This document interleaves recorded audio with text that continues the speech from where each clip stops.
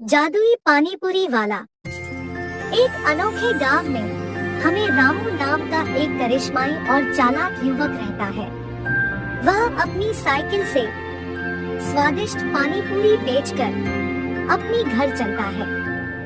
गांव वालों को उसकी पानी पूरी बहुत पसंद है और रामू की चतुर मार्केटिंग कुशलता उसे काफी लोकप्रिय बनाती है।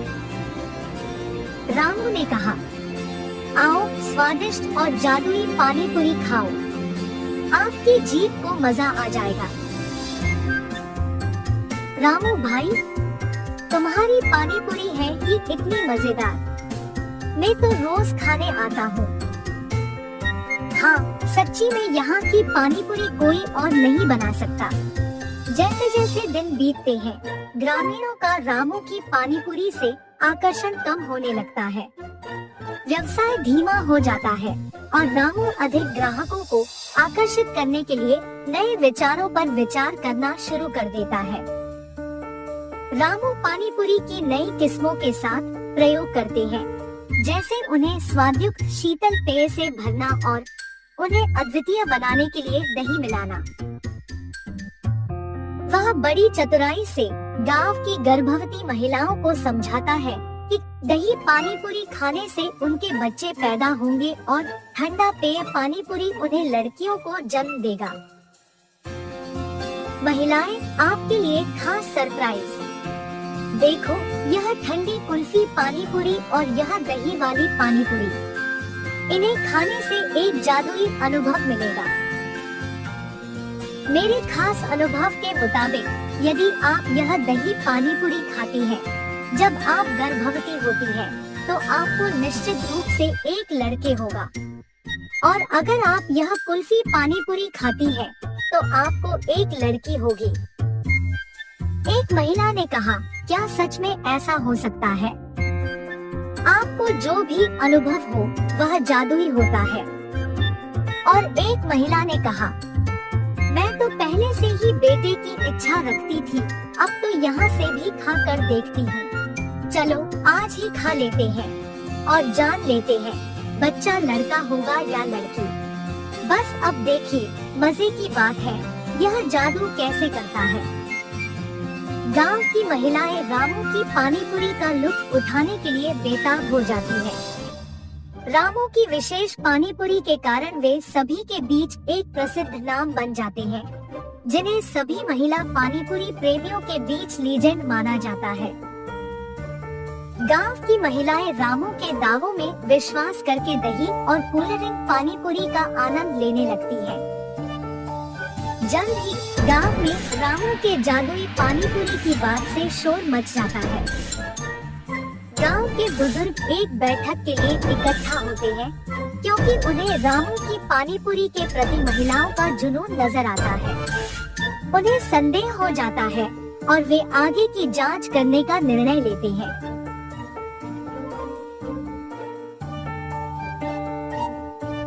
ये सब तो बस चाल है। रामू ने हमें धोखा दिया है और हमें अपने नए पानी पूरी विकल्पों से बेवकूफ बना दिया है। हम रामू की परीक्षा करने का निर्णय करेंगे।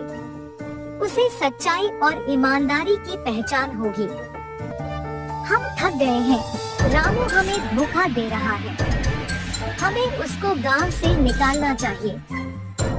अभी हमें विचार करने का समय है। हमें ध्यान रखना चाहिए कि हम उसे भविष्य में धोखा न दें और उसकी इस गलती से सीख लेना चाहिए। रामू के धोखेबाज कार्यों पर चर्चा करने के लिए ग्रामीण एक बैठक के लिए इकट्ठा होते हैं। वे उसका सामना करते हैं और एहसास के एक क्षण में रामू अपनी गलतियों को स्वीकार करता है और माफी मांगता है। गांव वाले रामू को क्षमा करते हैं, समझते हैं कि लालसा ने उसे भटका दिया था। उन्हें उनकी ईमानदारी का सम्मान है और उन्हें अनुमति देते हैं कि वह अब सच्चाई और ईमानदारी के साथ पानी पूरी बेचे। बेलापुर नामक एक सुंदर गांव में विराज और हितेश नामक दो आदमी अगल बगल घरों में रहते थे। विराज उसकी पत्नी गीता के साथ एक छोटे घर में रहता था और उसी घर में पशुओं का पालन करने के कारण उसके पास बहुत सारा दही रह जाता था और इसी कारण वो उसके घर के सामने एक छोटा सा पानी पूरी का दुकान लगा के वहीं पे दही पूरी भी बेचता था। विराज का पड़ोसन हितेश उस गांव में सबसे ज्यादा अमीर था। इसी कारण वो गांव में सबसे बड़े घर में रहता था और कोई काम नहीं करता था। उसे बहुत गर्व भी था और सबसे बहुत अकड़ में बात करता था। एक दिन दोपहर के समय में विराज दही पूरी बेच रहा था। दही पूरी विशिष्ट रूप में बनाया हुआ नए तरीके का दही पूरी। आइए बाबू आइए, जल्दी आइए, एक प्लेट का सिर्फ 10 रुपए। आइए बाबू आइए। उसके ऐसे जोर जोर से चिल्लाने के कारण उस तरफ से गुजर रहे हर एक आदमी उसकी चीखें सुनकर उसके दुकान आके दही पूरी खाते हैं। लेकिन उसी समय उसके बगल वाले घर में सो रहे हितेश को विराज की आवाज सुनकर डर के मारे अचानक जाग उठता है। हाँ, इस आदमी की आवाज की वजह से मेरी अच्छी खासी नींद खुल गई। अगर आइंदा ऐसा नहीं होना है तो मुझे अभी जाकर इसे बता देना होगा। ये फैसला करके हितेश गुस्से में विराज के पास जाता है। अरे ये तो सारी गांव में सबसे अमीर है, ये मेरे पास आ रहे हैं तो लगता है कि मेरे पास मौजूद सारे दही पूरी खत्म हो जाएंगे। विराज ऐसे सोचकर खुश होता है जब हितेश उसके दुकान आता है। अरे रे हितेश साहब, बोलिए ना, कितने दही पूरी बनाऊं मैं? विराज, मैं इधर दही पूरी खाने नहीं आया। तुम्हारी ये चीखें मुझे बहुत तंग कर रही है। हर रोज तुम दही पूरी करके चिल्लाकर मेरा नींद, मेरा चैन खराब कर रहे हो। तुम्हें पता है कि मैं किसी भी चीज का काबिल हूँ। अगर अगली बार ये चीखें मैंने सुना तो तुम्हारा घर और ये दुकान यहाँ नहीं रहेगा, समझे? साहब, मेरे चिल्लाने के कारण ही जा रहे लोग, आजू बाजू के लोग सारे यहाँ आके खा रहे हैं, वरना उनको पता भी नहीं चलेगा कि मैं दही पूरी बेच भी रहा हूँ। अगर नहीं चिल्लाऊंगा तो धंधा कैसे चलेगा साहब? इसलिए मुझे माफ कीजिए, पर मैं ऐसे नहीं कर पाऊंगा। तो फिर तुम एक काम करो, तुम्हारा ये घर मुझे दे दो, यानी तुम इसे मेरे नाम पे कर दो। मैं तुम्हें यहाँ से बहुत दूर एक बड़ा घर दूंगा, वहाँ तुम यही दुकान चला सकते हो। मुझे माफ कीजिए साहब, ये घर दिखने में छोटा ही क्यों ना हो, ये मेरे पापा का है। सालों से ये हमें जायदाद में मिल रहा है। इसे छोड़कर मैं नहीं जा पाऊंगा। आपके इन दोनों कामों को मैं नहीं कर पाऊंगा, मुझे माफ कीजिए। और वैसे भी यहाँ के और कोई पड़ोसी अब तक मुझे ये नहीं बोले कि मेरी चीखें उन्हें तंग कर रहे हैं। सिर्फ आप ही ऐसे कह रहे हो। मतलब तुम मुझे सवाल कर रहे हो? तुम्हारी इतनी जुर्रत? मुझे ना करने के लिए और मुझे सवाल करने के लिए तुम भुगतोगे। देख लेना, मैं ऐसा कुछ करूँगा कि तुम खुद यहाँ से तुम्हारा दुकान खाली करके चले जाओगे। ये कह के हितेश वहाँ से गुस्से में निकल जाता है। अपने आप उसे भगाना होगा, पर कैसे जाएगा? क्या करूँ? हाँ, ये सही है। मैं उसके दुकान के एकदम आगे एक और बड़ा दुकान लगाऊंगा। उसमें मैं एक ऐसे आदमी को लगाऊंगा जो दही पूरी विराज से भी अच्छा बनाए, और वो दही पूरी विराज से भी कम दाम में बेचेगा। ऐसे विराज को छोड़कर सारे लोग मेरे ही दुकान आएंगे। इसी कारण विराज दुकान छोड़कर चले जाएगा।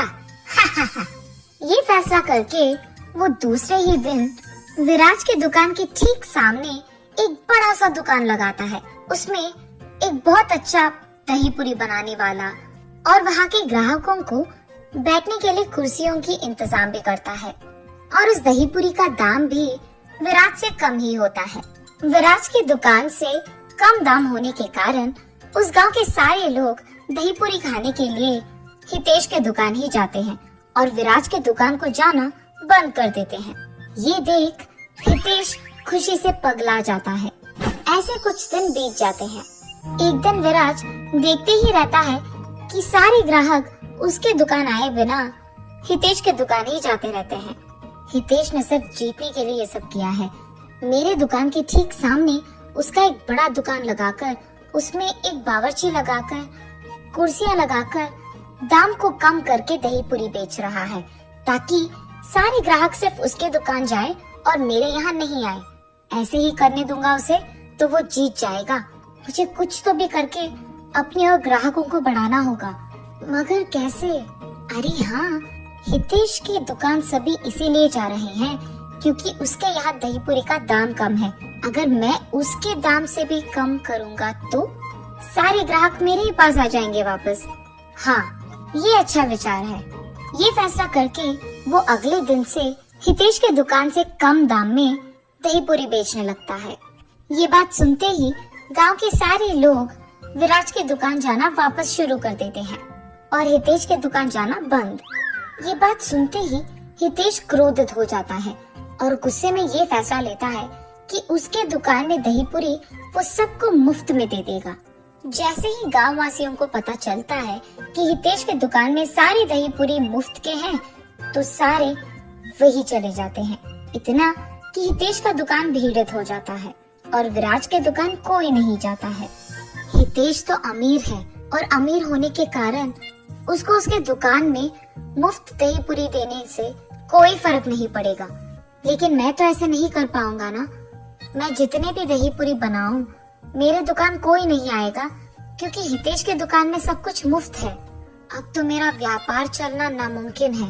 लेकिन मुझे दही पूरी बनाने के अलावा और कुछ नहीं आता। मैं क्या करूं? इस मुसीबत का हल कैसे ढूंढूं? मैं क्यों डरूं? मैं कुछ गलत नहीं कर रहा हूं। मैं भी देखूं तो सही कि ऐसे मुफ्त में कितने दिन कितने दही पूरी दे देगा। एक ना एक दिन उसके दुकान में दही पूरी खत्म हो जाने के कारण तो कोई ना कोई मेरे दुकान आ ही जाएगा। इसलिए मैं दही पूरी बेचना बंद नहीं करूंगा। हर रोज मैं अपना दुकान खुला ही रखूंगा। एक ना एक दिन तो लोग आएंगे ही। तब से वो ठान के हर रोज कम मात्रा में दही पूरी बनाने लगता है। ऐसे कुछ दिन बीत जाते हैं। इस दुकान का मालिक एक बहुत अमीर आदमी होने के कारण वो सबको मुफ्त में खिला रहा है और ये सब वो उसके पड़ोसी को हराने के लिए कर रहा है। लेकिन मुफ्त में खाना देने के कारण यहाँ बहुत भीड़ित रह रहा है। बहुत सारे लोग आ रहे हैं। ऐसे ही चलता रहा तो एक न एक दिन उसका सारा जायदाद, सारे पैसे सिर्फ सबको मुफ्त दही पूरी देने में खत्म हो जाएंगे और उसे पता भी नहीं चलेगा। और इतना ही नहीं, रात के समय में तो मालिक दुकान में रहता ही नहीं है, तो उसे पता भी नहीं चलेगा कि मैं कितनी दही पूरी को बेच रहा हूँ। तो मैं आज से एक काम करूँगा, इसको यही कहूँगा कि मुझे सामग्री लेने के लिए पैसे चाहिए।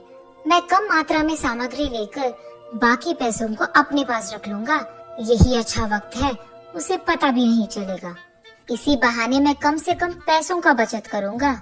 उसके विचार के मुताबिक ही वो अगले दिन से हितेश को झूठ बोलता था और सामग्री के लिए ज्यादा पैसे लेता था। वो कम पैसों में सामग्री खरीदकर बाकी पैसे उसके पास रख लेता था। ऐसे ही चलने के कारण एक दिन कम मात्रा में सामग्री लाने के कारण बहुत जल्दी दही पूरी खत्म हो जाते हैं और इसीलिए जो भी हितेश के दुकान आता है, बावर्ची यही कहता है कि दही पूरी आज के लिए खत्म हो गए हैं। जब ग्राहकों को ये बात पता चलता है, वो निराश होकर हितेश के दुकान से बाहर निकलते हैं और ये सब विराज देखता है। उसे किसी की बातें भी सुनाई देते हैं कि हितेश के दुकान में दही पूरी खत्म हो गया है। इसी मौका को देख विराज एकदम से चिल्लाने लगता है, दही पूरी, ताजा ताजा दही पूरी, आइए बाबू आइए। ठीक तभी विराज की चीखें सुनकर वहाँ से जा रहे ग्राहक मुड़कर उसके दुकान आके दही पूरी को खरीद के खाते हैं। ये देख विराज बहुत खुश होता है।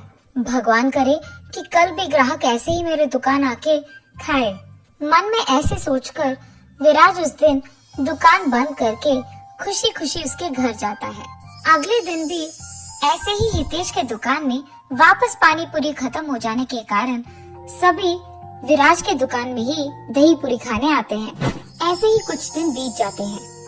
एक दिन विराज सुबह के समय में जब दही पूरी बनाने के काम में व्यस्त था, उसके एकदम सामने वो ये देखता है कि हितेश के दुकान में काम करने वाला बावर्ची उससे बहुत सारे पैसे लेता है। अरे, ये आदमी हितेश से इतने सारे पैसे क्यों ले रहा है? अगर सारे गांव को भी दही पूरी मुफ्त में खिलाना हो तो इतने सारे पैसे तो नहीं लगेंगे। दाल में कुछ तो काला है। ऐसे विराट सोचने ही लगता है कि इतने में हितेश के बावर्ची को वो पैसे लेकर कहीं जाते हुए विराज देखता है। इस समय में मेरे दुकान तो वैसे भी कोई नहीं आएगा, मैं इसका पीछा करके ये तो देख लूं कि ये इतने पैसों से कर क्या रहा है। ये फैसला करके वो उस आदमी का पीछा करने लगता है। हितेश का बावर्ची सामग्री खरीदने के लिए एक दुकान जाता है। वहाँ सिर्फ कुछ ही पैसे खर्च करके बाकी सारे उस सामग्री के साथ उसके घर ले जाता है। घर पहुँचते ही सामग्रियों को बगल में रख के उसके बचत के पैसों को बाकी पैसों से मिलाकर उसकी गिनती करने लगता है। ये सब विराज उसके घर की खिड़की से देखता है। अरे ये आदमी तो हितेश को धोखा देकर उससे पैसे चुरा रहा है। उससे बहुत सारे पैसे लेकर कम पैसों में सामग्री खरीदकर बाकी पैसों को ये बचत कर रहा है। इसी कारण कुछ दिनों से हितेश के दुकान में दही पूरी जल्दी खत्म हो जा रहा है, जिसके कारण सारे ग्राहक मेरे दुकान आ रहे हैं। मुझे तुरंत इस बात हितेश को बता देना होगा। उसके बाद विराज हितेश के पास जाकर उसे सब सच बताकर उसे उसके साथ ले जाकर उसके बावर्ची का सच्चा रूप दिखाई देता है। वहाँ पैसे गिनते हुए उसके बावर्ची को देख हितेश चौंक जाता है। तुम्हारे पास इतने सारे पैसे कहाँ से आए? तुमने जो कुछ भी करा मुझे विराज ने सब कुछ बता दिया। तुमने सोचा कि तुम मुझे धोखा दोगे और बच जाओगे? सब सच बताओ, वरना मैं तुम्हें इस गांव में रहने लायक ही नहीं छोड़ूंगा। मुझे माफ कीजिए भाई साहब, मैंने गलती कर दिया। मैंने आपको सामग्री के लिए बहुत सारे पैसे देने के लिए कह दिया और उसमें सामग्री कुछ ही खरीद कर बाकी में रख लेता था। ऐसे ही ये पैसे आए साहब, मैंने और कुछ नहीं किया साहब, मुझे माफ कर दीजिए। आप आपके पैसे ले लीजिए साहब। पहली बार गलती है इसीलिए माफ कर रहा हूँ। तुम मुझे मेरे पैसे दे दो और कल से दुकान आने की कोई जरूरत नहीं है। ऐसे कहने के कारण वो आदमी हितेश को पैसे देकर वहाँ से चले जाता है। विराज, मुझे गर्व था कि मैं अमीर हूँ और इस गांव में सबसे बड़ा घर मेरा ही है। इसी कारण मुझे बहुत गर्व था और मैं बहुत अकड़ से सबसे बात कर रहा था। सिर्फ तुम्हें हराने के बहाने मैंने न जाने क्या क्या नहीं किया। एक बड़ा दुकान लगाया, उसमें मुफ्त का खाना दिया। इतना सब कुछ करने के बावजूद तुमने मेरी मदद करने से पहले एक भी बार नहीं सोचा। जैसे ही तुम्हें पता चला कि मुझे कोई धोखा दे रहा है, तुमने मुझे तुरंत बता दिया। मैंने तुम्हारे बारे में बहुत गलत समझा, मुझे माफ कर दो और आइंदा मैं ऐसे गर्व में बात नहीं करूँगा और अकड़ में नहीं रहूँगा। मैं तुम्हारे व्यापार के लिए भी अब मुसीबत नहीं बनूंगा। आज से हम दोनों दोस्त बन के रहेंगे। तब से हितेश उसका व्यवहार बदलकर सबसे अच्छे से बात करता है और विराज हमेशा की तरह उसके दुकान को चलाते रहता है। हस्तिनापुर नामक एक सुंदर गांव में आदित्य और हरिता नामक पति पत्नी रहते थे। उनका वीना नामक एक सुंदर बेटी भी थी। आदित्य उसी गांव में गोभी मंचूरिया बना के बेचता था। वो हमेशा एक बहुत अमीर आदमी बनने की ख्याल देखता था। ऐसे ही दिन में सपने देखते देखते वो अपनी निजी जिंदगी को भूल ही जाता था। एक दिन आदित्य गोभी मंचूरिया बना के उसे बेचने लगता है। गोभी मंचूरिया, ताजा और स्वादिष्ट गोभी मंचूरिया, एक प्लेट का सिर्फ 40 रुपए। आइए बाबू आइए। उसकी चीखें सुन और उसके दुकान से आ रही अच्छी सुगंध को देख सभी उसके पास जाने लगते हैं और वहाँ का गोभी मंचूरिया खा के ऐसे कहते हैं, अरे वाह आदित्य, गोभी मंचूरिया एकदम मस्त है, कमाल है। अरे हाँ आदित्य, ये तो बहुत ही बढ़िया है, तुमने एकदम बढ़िया गोभी मंचूरिया बनाया है। ऐसे ही सारे लोग उसके गोभी मंचूरिया की तारीफ करते हुए खुशी से खाते रहते हैं। यही तो चाहिए मुझे, एक दिन मैं ऐसे ही गोभी मंचूरिया बना कर बहुत ही अमीर बन जाऊंगा और मैं एक बड़ा सा गोभी मंचूरिया बनाने वाला दुकान लगाऊंगा और वहाँ पे भी मैं नहीं बल्कि मेरे नीचे काम करने वाले वहाँ गोभी मंचूरिया बनाएंगे। मैं बहुत जल्दी बहुत ही अमीर बन जाऊंगा। वो दिन दूर नहीं है जिस दिन मैं अपना खुद का दुकान चलाऊंगा और मुझे बहुत सारे पैसे मिलेंगे और मैं खुशी से जी पाऊंगा। ऐसे ही वो उसके ख्यालों में खो जाता है। आदित्य, अरे आदित्य, अरे ये क्या हो गया इसको? इतनी बार बुलाने के बावजूद नहीं मुड़ रहा है। हाँ, इसके बारे में ये तो सबको पता है। ये हमेशा उसके ख्यालों में खोया हुआ रहता है। दिन में ही सपने देखता है और निजी जिंदगी भूल ही जाता है। इस गांव में अब तक किसी ने भी इसको मंचूरिया के पैसे नहीं दिए हैं। इतना खोया हुआ रहता है ये। चलो चलो, अब इसको बुलाकर कोई फायदा नहीं है। उस आदमी के ऐसे कहने पर वो दोनों वहाँ से बिना पैसे दिए चले जाते हैं। आदित्य के इस बर्ताव देख उसकी बीवी बहुत चिंतित होती है। उसको हमेशा इस बात का चिंता रहता है कि ऐसे ही अगर आदित्य अपनी निजी जिंदगी के बारे में भूल कर सपने में ही जीता रहेगा तो उनकी बेटी का पढ़ाई का क्या होगा। और इसी बात को लेकर वो हमेशा दुखी रहती थी। हर रोज अपने बेटी के बारे में और अपने पति के बारे में ऐसा सोच सोच कर चिंतित होने से कोई फायदा नहीं है। मुझे अब खुद ही कुछ करना होगा। मैं देखते देखते अपनी बेटी का जिंदगी खराब नहीं कर सकती, इसीलिए मैं खुद से पैसे कमाऊंगी। कोई भी काम करके मैं पैसे कमाकर अपनी बेटी को पढ़ाऊंगी। अरे हाँ, मेरे पिताजी तो उनके खेत में गोभी उगाते हैं ना, मैं भी उनकी सहायता करूंगी और ऐसे ही मैं पैसे भी कमा सकती हूँ। तो चलो, मैं गोभी उगाकर आए हुए पैसों से अपनी बेटी को पढ़ाऊंगी। और उसके फैसले के मुताबिक ही हरिता उसके पिताजी के खेत में गोभी उगाते हुए उनकी मदद करते हुए आए हुए पैसों से उसकी बेटी को पढ़ाती है। ऐसे बहुत दिन बीत जाते हैं। एक दिन जब आदित्य उसके दुकान में गोभी मंचूरिया बना रहा था तो उसे एक आदमी उसके कार में उसके आगे से निकलते हुए दिख जाता है। उसे देख वो अपने आप में सोचता है, मुझे जल्द से जल्द इस गांव में सबसे अमीर बन जाना होगा और इसके बाद मैं सबसे बड़ा कार खरीदूंगा और ऐसे ही सारा दिन उस गाड़ी में घूमता ही रहूंगा। ऐसे ही ख्यालों में खोए हुए वो दिन में सपना देखने लगता है कि वो उस गाड़ी में बैठा है और पूरा गांव सैर कर रहा है। इतने में वो भूल ही जाता है कि उसने गैस पे गोभी मंचूरिया को लगा दिया और उसे बंद नहीं किया। इस कारण गोभी मंचूरिया कुछ देर बाद जलने लग जाती है और आदित्य को ये बात बिल्कुल पता नहीं चलता है। इतने में एक आदमी आदित्य के पास जाता है और उसे बुलाता है, सुनिए सुनिए भाई साहब। पर आदित्य तो उसे देखता भी नहीं है। अरे ये क्या, मैं इस आदमी को बुला रहा हूँ और ये बिल्कुल नहीं सुन रहा है। मैंने सोचा कि यहाँ आकर मैं इन्हें नौकरी के लिए पूछूंगा, पर ये तो सो ही रहे हैं और जितना भी बुलाऊं उठ ही नहीं रहे हैं। पर यहाँ और कोई भी तो नहीं है, मुझे इन्हें जगाना ही होगा। हेलो भाई साहब, आप सुन रहे हैं? भाई साहब उठिए। उस आदमी के जोर से बुलाने पर आदित्य अचानक उठ जाता है। हाँ, कौन हो तुम? क्या चाहिए तुम्हें? भाई साहब, मैंने वो सोचा कि आपकी दुकान में अगर कोई काम हो तो। कोई भी काम चलेगा, मैं कुछ भी करने के लिए तैयार हूँ। मैं अपने दुकान में काम खुद कर सकता हूँ। अरे यहाँ मैं आराम कर रहा था, अच्छा खासा एक सपने को देख रहा था और तुमने मुझे जगा दिया। चले जाओ यहाँ से, तुम्हारे कारण मेरा अच्छा सपना टूट गया। मैं तुम्हें कोई काम नहीं दूंगा।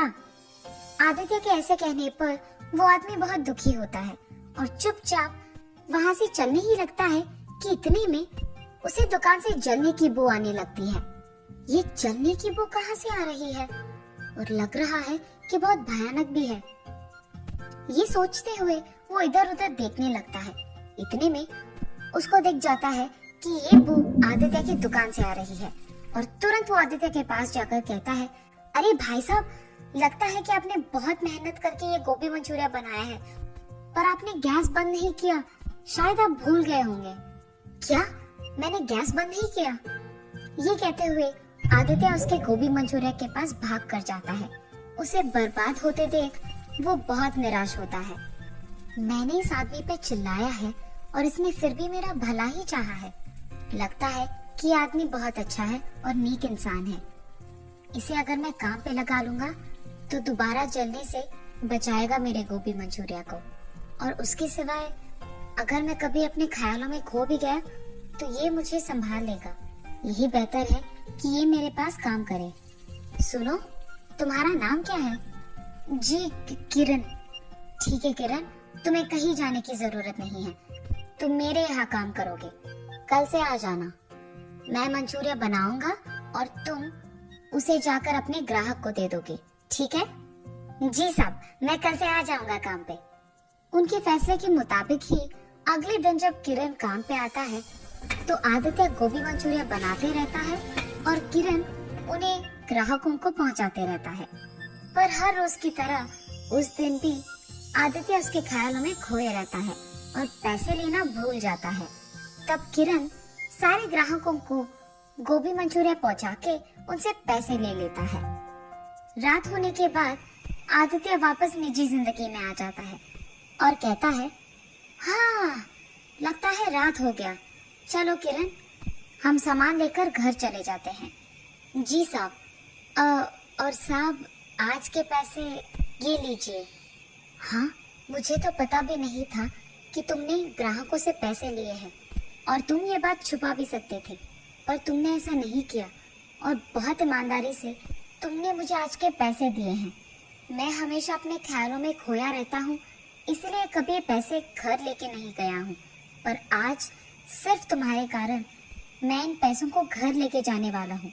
मुझे बहुत खुशी हो रही है। ये लो, इसमें आधा हिस्सा तुम्हारा है। ऐसे कहकर किरण को उसका हिस्सा देकर खुशी खुशी वो पैसे उसके घर लेके जाता है। घर जाते ही, ये लो हरिता, आज के पैसे। क्या आप पैसे लेकर आए? मैंने तो सोचा ये दिन कभी नहीं आएगा जी। मुझे आज बहुत खुशी हो रही है। हरिता के ऐसे कहने पर आदित्य उसे किरण के बारे में सब कुछ बताता है।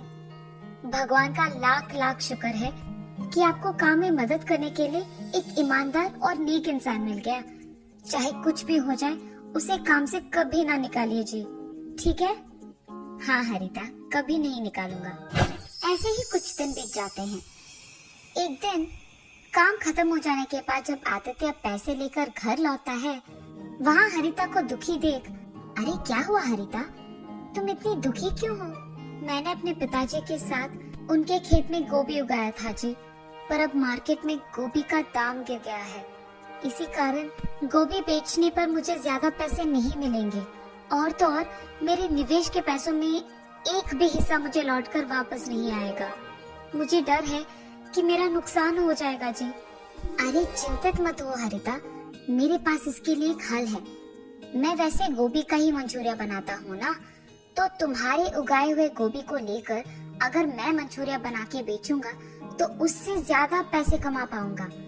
ऐसे तुम्हारा नुकसान भी नहीं होगा और हमारा भी दुकान अच्छा ही चलेगा। ठीक है जी, मुझे भी लगता है कि ये काम करेगा। गोभी सारे खेत में इकट्ठे किए हैं मैंने, आप वहाँ से उसे ले लीजिए। हरिता के ऐसे कहने पर वो उसके फैसले के मुताबिक ही खेत में जाकर गोभी लेकर उसे मंचूरियन बनाता है और बेचता है। कुछ दिन बीत जाने के बाद जब वो आए हुए पैसों का गिनती करता है तो बहुत सारे पैसे मिलते हैं और वो लाभ में होते हैं। वो खुशी खुशी उसके बीवी के पास जाकर उसे ये खुशखबरी देता है। क्या आप सच कह रहे हो? हमें लाभ हुआ है? मुझे बहुत खुशी है जी। इसका मतलब तो ये है कि जब भी आप ख्यालों में खोए नहीं रहते हैं तो आपका दिमाग भी बहुत तेज चलता है। मुझे तो लगा कि आप उन ख्यालों से कभी बाहर नहीं आएंगे, पर आज आपको ऐसे देखकर मुझे बहुत खुशी हो रही है। अब से हर साल मैं अपना गोभी उगाकर आपको ही दूंगी और आप ऐसे ही लाभ बनाएंगे। मंजूर है? हाँ हरिता, मंजूर है।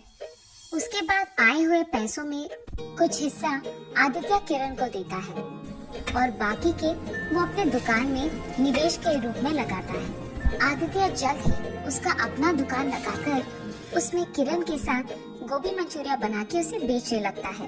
स्वादिष्ट गोभी मंचूरियन बनाने के कारण सारे ग्राहक उसके पास ही आते हैं और बहुत ही जल्द आदित्य बहुत अमीर बन जाता है और एक बड़ा सा गाड़ी और घर खरीद के वो उसके ख्यालों को सच में बदल देता है और खुशी से जीने लगता है। किरण, आज मैं अमीर हूँ, मेरे पास गाड़ी है, बंगला है और मैं खुश हूँ। ये सब सिर्फ तुम्हारे कारण हुआ है।